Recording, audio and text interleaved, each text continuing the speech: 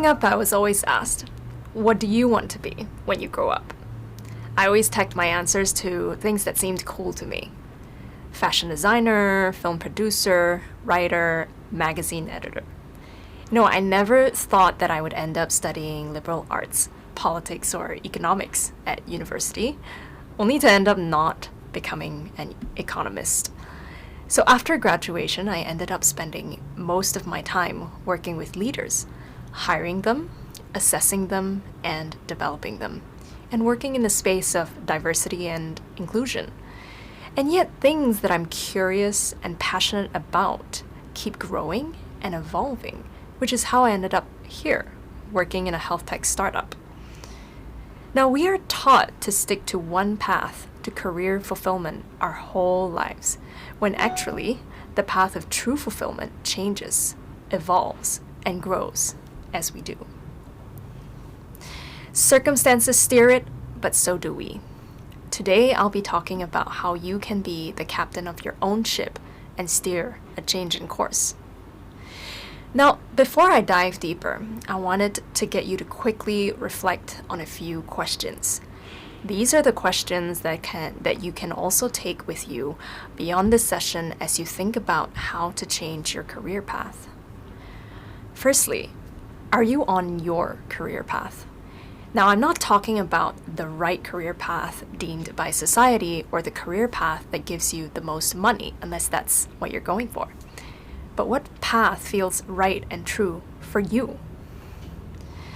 When I was a fresh graduate, I thought that the right career path was for me to go into banking or management consulting because of my degree.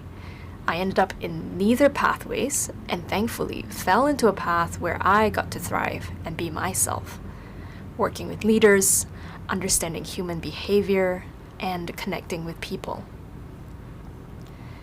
When it comes to understanding your career path, there is nothing more important than to understand yourself. What motivates you? What gets you out of bed every morning? What are you alive for? And if these questions are too big to answer, then just answer the next one. What am I at present curious about? Last year, I started becoming more curious about the area of health, and especially amidst the pandemic, believed that healthcare needs to be delivered holistically. Digging deeper into my curiosity actually led me to discover my passion in women's health, and so when Naluri reached out, it felt right to make the switch last year. Now, if you're in a current role that doesn't serve you, you will feel it. It might come in the form of bodily signals, for example, persistent anxiety and stress, not enough appetite, etc. Or it might come in the form of your own inner voice. Always listen to your body and your intuition. What is not right about my current role? Is it me or is it the environment? Is this not a good fit?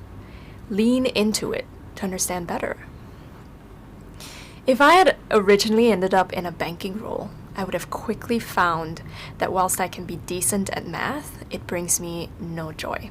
I would have had to make a switch for myself, knowing that there is something out there that is a better fit for me, almost a sort of crisp-shaped hole in the world for me to fill. Now, the world needs you as you, not as somebody else. So once you can identify what is it that you like to change, it's time to then pluck up the courage to actually make the change. It's never easy to do so. We live in a world of flux, and making a change can be scary. You can feel butterflies in your stomach, or that feeling of, yep, I'm about to rock the boat. Will I come out the other side okay? All that is not only normal, it's needed. Your fear is looking out for you and gives you the opportunity to face it, take challenges head on, and still stick to your goals of changing careers. Now let's dive in deeper. When we start thinking about or mulling over career changes, there are potentially parts of your professional life that needs realignment. The rare, almost unicorn-like sweet spot of alignment arises amongst these 4 key aspects. Number 1, what do you enjoy? What makes you go into a flow state? Number 2, what meets your practical needs? Number 3, What are you good at? Which is not always the same thing as number 1. And number 4, this is a nice bonus, is what you're passionate about and good at is also what the world needs. And here, it doesn't have to look like you're Mother Teresa on a humanitarian mission or inventing a vaccine. It can look as simple as how you would like to show up as yourself and for others, how you can help in small ways, and how you can be strong, resilient, and kind in simple ways too. Let's walk through each pillar. First things first, what do you enjoy and what gives you flow? Now, you would think that since I work in a health tech company, that it would be like some of my colleagues here, doing Ironmans and triathlons. I'm not extreme in that way, but what I do enjoy is yoga, some running, balance. Again, it's important to know what you enjoy and what gives you flow. And flow state is where you can be doing something that you enjoy so much that time passes like water and you don't even notice it. Think back to your childhood. What are these things? Is it playing with Legos? Is it role-playing or drama classes? Is it that science kit that your parents got you? Funnily for me, these are things like making collages, writing, reading, and some of these things are still consistent in my life, and they may be in yours too. We don't have to pursue everything we enjoy as a career, but it's important to know how you like to spend your time. Now we come to number 2, what meets your needs? This is crucial. Often when we consider new jobs, we don't get to ask, what is important to me in terms of my needs? This could be financials, wanting to cover bases, earning more wealth, strengthening your savings. Or it could be getting a job that allows for better work-life balance, but one that you're willing to take a pay cut for. Above all, this requires to think about your values. Where are your boundaries? So that you can know when things are within those boundaries and when they cross the line. Joining a new company or starting something new will inevitably change you. The question is, are you willing to be changed in that way? If you are joining a new company, is that a culture that you believe in and not only can emulate, but also contribute towards? Number 2 allows you to reflect on trade-offs and make decisions based on what is most important to you. Now, rarely any job will meet all the criteria above, and so knowing your needs is the first step to making a positive career change. Now we come to number 3, what you're good at. This is also as important as number 1, although not always the same. Just because I'm passionate about yoga doesn't mean that I am a fully trained yogi. And just because you're good at something like math or ice skating does not mean that you have to pursue it as a path unless you want to. At the same time, just because you aspire to become, let's say, a CFO, but you don't have the affinity or talent for it, also does not mean that you will become a CFO in the end. And this is where self-acceptance comes in. This is crucial for us to make a career change that is as true to us as possible. So for me, joining Naluri, the career experience and strengths that I have and bring thus far are my ability to connect with leaders and talents, to understand issues from everyone's perspectives, and to come up with creative solutions for that. That said, there are also other areas and functions that I am interested in exploring. And part of finding out what you are good at is also giving yourself that space and opportunity to explore. And ask yourself, what else can I do? And we come to the last one, the big bonus, where what you are doing, what you are good at, and what meets your needs is also what the world needs. Now, to my point earlier, this doesn't have to be a big save the world thing, although if it is, all the better. So I'll reiterate again, the world needs you as you, with your gifts, with your strengths, with what you bring to the table. If this looks like making pottery, or if this looks like being a CEO of a startup, you are contributing to the world. You need to be able to see how number 1, number 2, and number 3 can meet number 4. How your poems can affect people.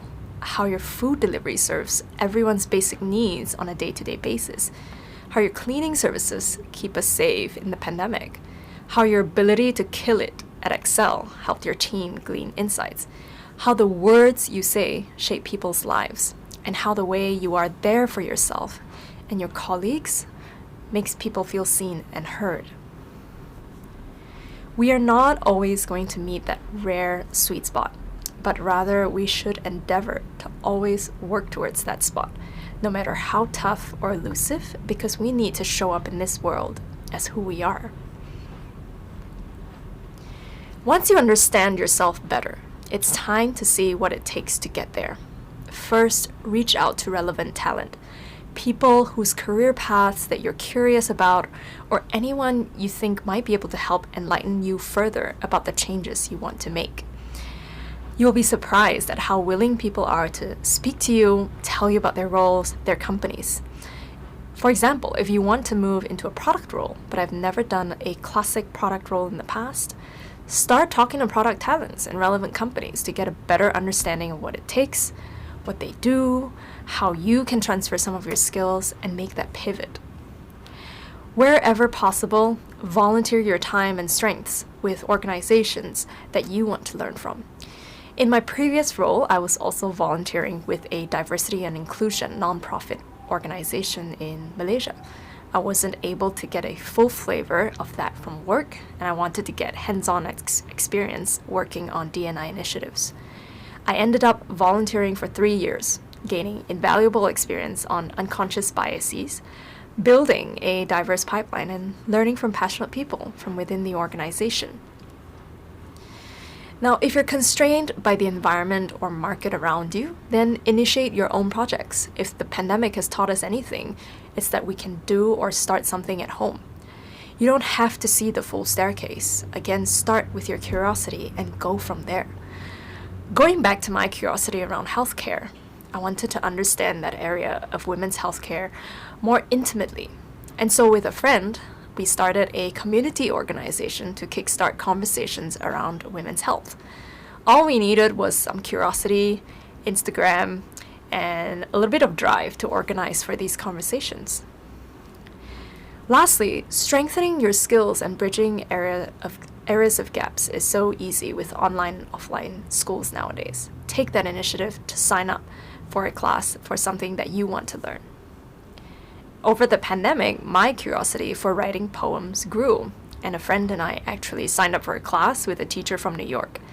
Everything was taught virtually, albeit on Eastern Standard Time, but it was such a fun and eye-opening experience for me.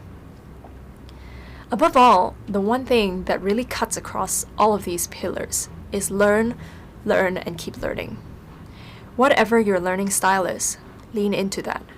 Reading, watching videos, practicing, applying it in real life, do your research. The energy and the attitude that you approach a career change is important. When you approach it with openness, curiosity, passion, and authenticity, you will slowly be able to carve out the path in front of you. The one big thing that I learned from working in a startup is don't wait for permission. Just do it and take the leap. If you are now sure that you want a career change, identify ways to realize that goal. Do you have a dream company in mind, or do you want to run your own business? Now, when you apply for new jobs at dream companies, approach it differently. Beyond applying via job portals or LinkedIn, reach out to internal talents for informational interviews. More often than not, they can offer guidance and maybe even connect to the right hiring manager internally. Write a clear, crisp, and concise cover letter or cover letter email and capture the company's attention right away.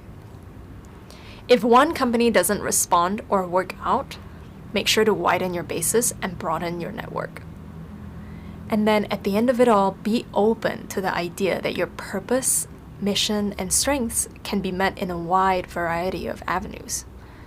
Now, if you are running your own venture and don't know where to start, again, start talking to people who've done it before. Reach out to them, get to know them, and learn from them. Do your research and figure out what model works for you. Don't just follow what everyone else is doing.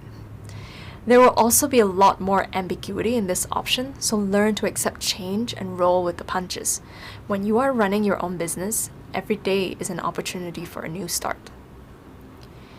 Above all, in making your career change, find ways to accept and adapt to this change with courage and resilience. First, in letting go of your current or previous role, you need to grieve it. What do you need to process before making this pivot? And after you're ready, ask yourself, what do you now need to take that leap of faith? Well, now that you know what you have let go of and what you need next, what are you waiting for? Go and get it.